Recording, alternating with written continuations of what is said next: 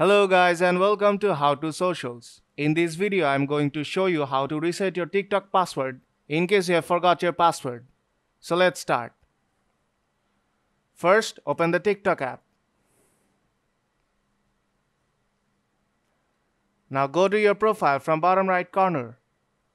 Now tap on three dots on top right corner and go to Manage Account. Remember, to reset your password you have to have a phone number linked to your account.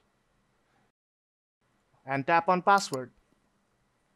And a 4-digit code will be sent to your phone number.